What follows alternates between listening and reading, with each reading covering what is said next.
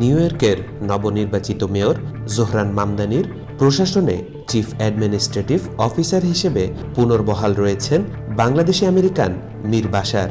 এর মাধ্যমে মামদানি প্রশাসনে উচ্চ পর্যায়ের পদে প্রথম বাংলাদেশি হিসেবে নিয়োগের ঘোষণা পেলেন তিনি। এর আগে মীর বাশার নিউ ইয়র্ক সিটির মেয়র এরিক অ্যাডামসের প্রশাসনেও প্রধান প্রশাসনিক কর্মকর্তা হিসেবে দায়িত্ব পালন করেছেন। প্রশাসনিক দক্ষতা, নীতি নির্ধারণে অভিজ্ঞতা এবং বহুমাত্রিক নেতৃত্বের জন্য তিনি সিটি প্রশাসনে সুপরিচিত।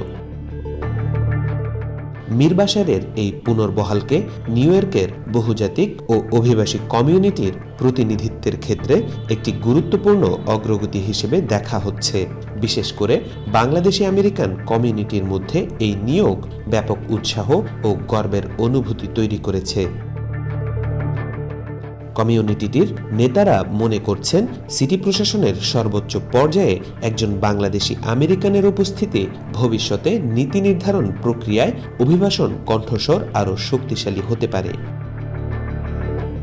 এদিকে মীর বাশারের এই অর্জনে কমিউনিটিতে বইছে আনন্দের বন্যা।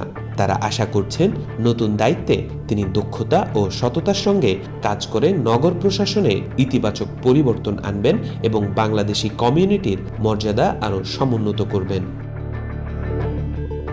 মীর বাশারের স্থায়ী নিবাস হবিগঞ্জ শহরে। তার বাবা আব্দুল লতিফ OP1 লটারির মাধ্যমে 1990 সালে আমেরিকায় পাড়ি জমান। মীর বাশারের সহধর্মিণীর নাম সেলিনা সুলতানা।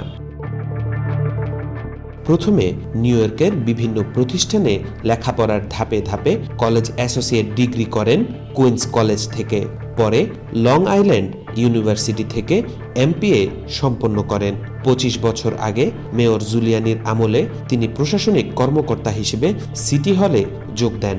সাবেক মেয়র এরিক অ্যাডামস তার কলেজের পারফরমেন্সে মুগ্ধ হয়ে তাকে পদোন্নতি দেন। সেই সাফল্যের পথ ও সুনাম এখনো অক্ষুণ্ণ রেখেছেন মীর বাশার।